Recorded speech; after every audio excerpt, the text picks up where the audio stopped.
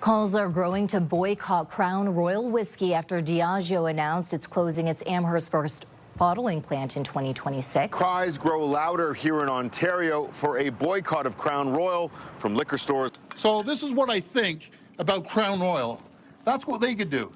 And I think everyone else should do the same thing. Calls to boycott Crown Royal are picking up steam both in the community and in political circles. They're hurting Ontario. You hurt my people, I'm going to hurt you. In a moment that stunned both Canadians and Americans, Ontario Premier Doug Ford turned a corporate decision into a political earthquake. You don't know if you're next. At first, the news seemed like a routine business shift.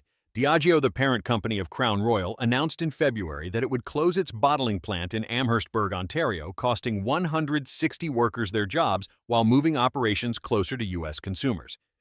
But on live television, Ford transformed this announcement into a viral spectacle by uncapping a bottle of Crown Royal, pouring it onto the ground, and declaring that Ontario families would not be humiliated by Donald Trump's tariff war. The act was simple, but its symbolism cut deep, instantly reframing a local job loss as a national protest against American economic aggression. What happened next revealed the deep frustration simmering across Canadian society. Workers in Amherstburg described the closure as devastating.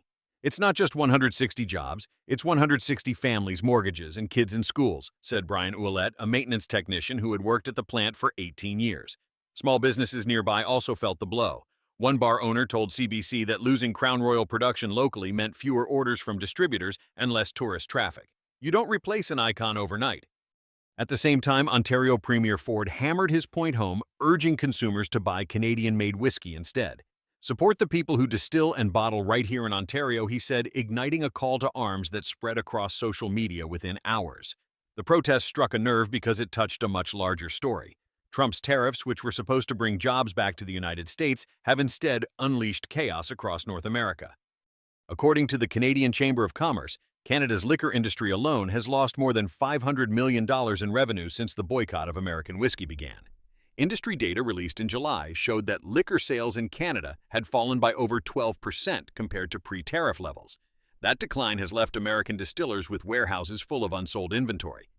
Keith Clark, a small Tennessee producer, told the Globe and Mail his company still had 25,000 bottles originally destined for Canada gathering dust. We built our business around Canadian buyers. Now those bottles are just dead weight. For Trump, who promised tariffs would boost U.S. jobs, this reality is hard to defend. Ford's stunt went viral not because of whiskey, but because of what it symbolized: Canadian defiance. Analysts noted that the clip of Ford pouring out Crown Royal received over 5 million views on X within 48 hours, far outpacing typical provincial news. Political scientist Dr. Nelson Wiseman of the University of Toronto commented that Ford outmaneuvered Trump in the space Trump values most public image. It was theater, but it was effective theater. Even some Americans admitted the message resonated. A survey conducted by Angus Reid on August 30th showed that 54% of Canadians supported boycotting Crown Royal if it meant sending a political message, while 41% of American respondents living in border states believed Trump's tariffs had backfired. Yet the situation is more complex on the ground. Diageo still employs more than 500 people in Canada through facilities in Quebec and Manitoba, and roughly 80% of the grains used to produce Crown Royal are purchased from Canadian farmers. A sweeping boycott risks hurting those very workers. Manitoba grain farmer Elise Tremblay explained, if Crown Royal buys less rye or corn, it doesn't hurt Diageo's London shareholders, it hurts farmers like me. The company itself has stressed that its operations support nearly 10,000 jobs nationwide when counting distribution, hospitality, and supply chains. But in political terms, Ford's message mattered more than the mechanics. The premier had turned a bottle of whiskey into a weapon of protest. This local flashpoint landed just as Trump's trade program suffered a major legal blow. On August 25th, a U.S. federal appeals court ruled that significant portions of Trump's tariff plan violated constitutional checks on executive authority. Trump vowed to appeal to the Supreme Court, but the ruling deepened doubts among U.S. businesses already reeling from higher costs. It's legal whiplash, said Jason Keller, a U.S. auto parts manufacturer in Michigan. One week tariffs are law, the next week they're illegal. How do you plan production under that uncertainty? The instability has begun to ripple across entire industries. In July, John Deere announced over 1,800 layoffs at U.S. plants, citing falling equipment demand and higher steel prices linked to tariffs. Canadians, meanwhile, have used the liquor boycott to send a broader message: consumer power can be just as effective as government retaliation. Provincial liquor boards, some of the largest buyers of alcohol in North America, have flexed their influence by removing American products from shelves. In Ontario, LCBO data showed that purchases of U.S. whiskey fell by more than 70% between March 2024 and July 2025. Quebec and British Columbia reported similar declines. "We are using the tools we have," explained Ontario Finance Minister Peter Bethlenfalvy. "If Washington insists on taxing our goods, we can decide what sits on our shelves. For Canadians, this form of retaliation requires no war rooms or treaties. It is direct, personal, and visible. The economic impact south of the border has been significant. According to the Distilled Spirits Council of the United States, exports of American whiskey to Canada dropped by nearly 65% in the first half of 2025 compared to 2023. The fallout is not confined to distillers. Farmers in Kentucky and Tennessee who supply corn and barley to U.S. distilleries report unsold crops and shrinking contracts. "We can't just turn the faucet off," said Kentucky farmer William Stokes. "We planned our planting for exports to Canada. Now we're stuck with silos full of grain and nowhere to sell." USDA figures confirm the crisis. Corn exports from the U.S. to Canada plunged 45% in the first half of 2025, leaving co-ops in Iowa and Illinois overflowing with unsold grain. Farmers interviewed by the Des Moines Register warned that if tariffs continue into next season, up to 3,000 family farms could face bankruptcy. The American Farm Bureau Federation added that contract defaults are rising, and local banks are tightening credit for growers, deepening the financial stress across rural America. For rural communities already grappling with inflation, the tariffs meant to punish Canada are punishing them instead. At the federal level, Prime Minister Mark Carney has taken a more cautious approach, pairing Ford's populist defiance with diplomatic strategy. While Ford roared at cameras, Carney has spent the past months building alliances abroad. In late August, he returned from a European tour where Canada signed agreements on energy, hydrogen, and artificial intelligence worth an estimated $500 billion Canadian dollars in future investment. For Canada's small and medium-sized businesses, these European deals are lifelines. A Montreal auto parts supplier told La Presse that before tariffs, 90% of its sales went to U.S. buyers, but orders from Germany and the Netherlands now keep its factory running at full capacity. In Quebec, Cleantech SMES reported a 25% jump in inquiries from European distributors in July. These shifts prove that while Washington builds tariff walls, Canadian entrepreneurs are building bridges to entirely new markets. "Canada will not fold under pressure," Carney told reporters in Berlin. "We are investing in the industries of tomorrow while others cling to yesterday's tariff fights." By September 2025, trade between Canada and the EU has risen 8% year over year, while Canadian energy exports to Japan and South Korea have grown steadily thanks to the expanded Trans Mountain Pipeline. Trump, by contrast, has doubled down. On August 28th, the White House confirmed an expansion of tariffs to 50% on steel and aluminum, covering 47 additional product categories. This included everyday goods like refrigerators, baby strollers, and even aluminum soda cans. Analysts at Pantheon Economics estimate that the new tariffs now affect roughly $320 billion worth of imports, adding about $160 billion in costs to the U.S. economy. Inflation, which had stabilized earlier in 2025, is now climbing again. July consumer price data showed a 6.4% year-over-year increase, with food and household goods among the hardest hit. For working families, the America First policy increasingly feels like an America Pays More reality. Back in Amherstburg, Ford's whiskey protest continues to resonate as a symbol of Canadian pride. Social media campaigns like Buy Canadian Brew and Crown Royal Protest have surged, encouraging citizens to swap out American products for Canadian ones. SMES have jumped on the wave. A craft distillery owner in Ottawa told CTV News her sales had risen 40% since the boycott began. "People come in and say we're here because we're done with American whiskey. It's emotional, not just economic." Restaurants have also capitalized, adding locally produced spirits to menus under banners like Support Canadian Jobs. These shifts may not fully replace Crown Royal's international brand power, but they reinforce the larger narrative Canada is fighting back in its own way. The political impact is also measurable. An Ipsos poll conducted September 1st showed Carney's approval rating rising to 52%, while Ford's popularity surged among Ontario voters by 11 points. For many Canadians, the combination of Ford's raw defiance and Carney's steady diplomacy provides a united front. "It's like good cop, bad cop," said Toronto resident Mark Delgado. "Carney is the strategist, Ford is the fighter. Together they show we won't be bullied." Even U.S. observers acknowledge the optics. American trade lawyer Jennifer Hillman noted, "When a provincial premier can dominate headlines and embarrass a U.S. president, it tells you Canada is no longer playing defense." Today, September 5th, 2025, the Crown Royal episode remains one of the clearest symbols of how Trump's tariffs have backfired. What began as a local job loss in Amherstburg has grown into a continental statement about sovereignty, consumer power, and resilience. The whiskey poured out on the pavement represented more than lost jobs. It captured a nation's refusal to bend under pressure. The irony is unmistakable. Trump's gamble to make Canada weaker has given its leaders new tools to project strength. Whether through Ford's theatrical defiance or Carney's diplomatic pivots, Canada has shown it can turn symbolic losses into political wins. For ordinary Canadians, the Crown Royal protest was about more than a bottle of liquor. It was about dignity. Amherstburg families, grain farmers in Manitoba, and bartenders in Toronto all saw themselves in Ford's gesture. It showed that solidarity and consumer choice could become weapons in an uneven trade war. And as unsold American whiskey gathers dust in Tennessee warehouses, it is Donald Trump who looks diminished, trapped by the unintended consequences of his own tariff war. Canada is taking the next steps in a massive procurement project to replace our aging submarine fleet. Canada announcing it has narrowed its search to buy up to 12 submarines down to 2 bidders. German-Norwegian partnership is one of the 2 finalists. We need to be able to have year-round fleets in all 3 coasts under quite demanding conditions. Canada will ever buy in defence, or has ever bought in defence, is to renew its submarine fleet. What if I told you that Canada just delivered a blow so shocking it left Washington stunned and Donald Trump scrambling while billions of dollars in defense and trade contracts slipped through American hands? On September 6, 2025, Ottawa confirmed its most decisive pivot. Yet, a submarine procurement program worth tens of billions is heading not to U.S. shipyards, but to Europe and Asia. For decades, America was Canada's default defense partner. Not anymore.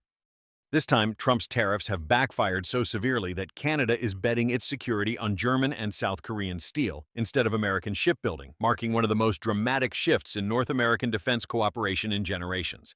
Prime Minister Mark Carney has been blunt about the reasons.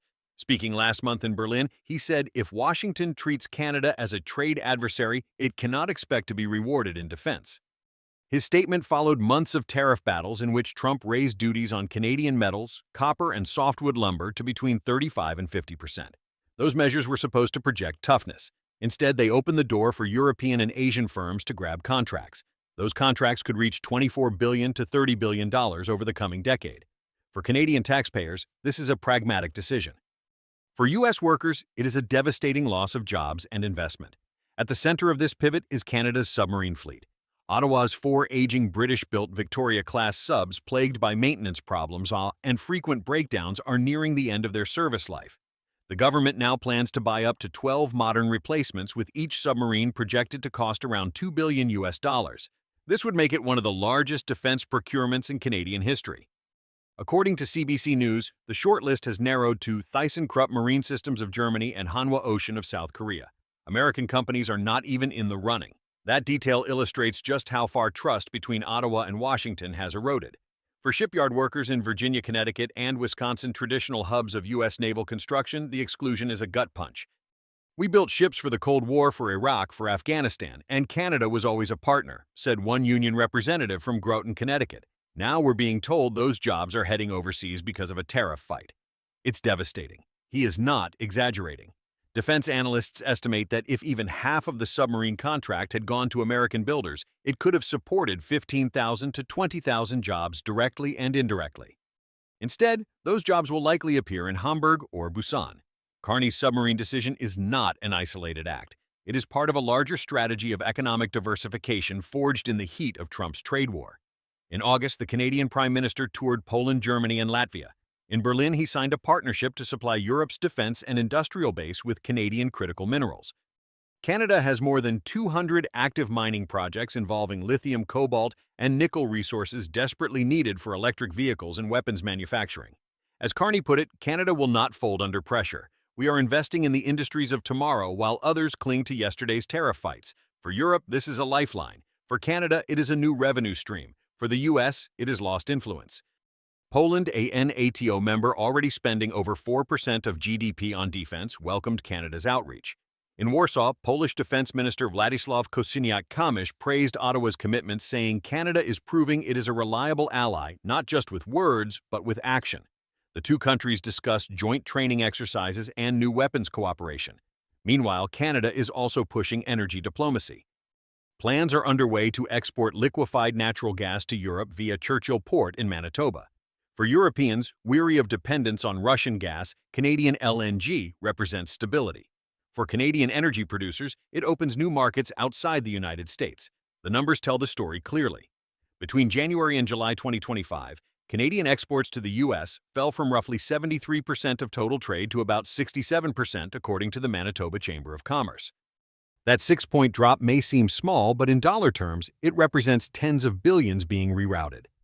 Exports to Europe under the Comprehensive Economic and Trade Agreement rose 8% year over year. Energy shipments to Japan and South Korea have also increased. Carney's strategy is twofold: engage the U.S. where possible, but build alternatives so Canada is never again hostage to Trump's tariffs. One irony is that Canada actually maintains the best trade access to the U.S. of any partner. According to federal data, the average tariff rate on Canadian goods entering the U.S. is just 5.6% compared with the global average of 16%. More than 85% of bilateral trade still flows tariff-free under CUSMA, the successor to NAFTA. Recognizing this, Carney made a tactical move on September 1st. Canada lifted many of its retaliatory tariffs on U.S. goods that are CUSMA compliant. Some observers saw this as a concession. In reality, it was a calculated reset to reopen serious negotiations while keeping pressure in strategic sectors like steel, aluminum, and autos. It was a message to Washington: Canada is flexible, but not weak. The benefits of this reset are immediate for Canadian families. Retaliatory tariffs had raised the cost of groceries, household goods, and building materials. In April and May alone, Ottawa collected $2.5 billion Canadian dollars in duties, much of which was passed on to consumers. By removing many of these countermeasures, prices will ease heading into the fall. "This is welcome news," said Sarah Fournier, who runs a small hardware store in Winnipeg. "Our customers were paying 10 to 15% more for basic supplies. If costs come down, that helps us stay afloat." Stories like hers highlight how tariff wars hit small and medium-sized enterprises hardest. These businesses rarely have the margins to absorb sudden price spikes. But Carney is not stopping at consumer relief. His government is also pushing a second-table strategy, deepening economic integration with Europe. Canadian officials note that while China closed its doors to canola seed with a 75.8% anti-dumping duty in August, the EU is hungry for reliable suppliers. By September, shipments of Canadian agricultural products to Europe had risen 12% compared with 2024. Farmers who once depended on China are finding new buyers in Germany, the Netherlands, and Spain. "It saved us," said Alberta farmer James McNally, who saw his canola contracts evaporate overnight. "If not for Europe, we would have gone under this year." Meanwhile, ordinary Canadians are already seeing the day-to-day consequences of Trump's tariffs in unexpected ways. Coffee, a morning ritual, is now a case study.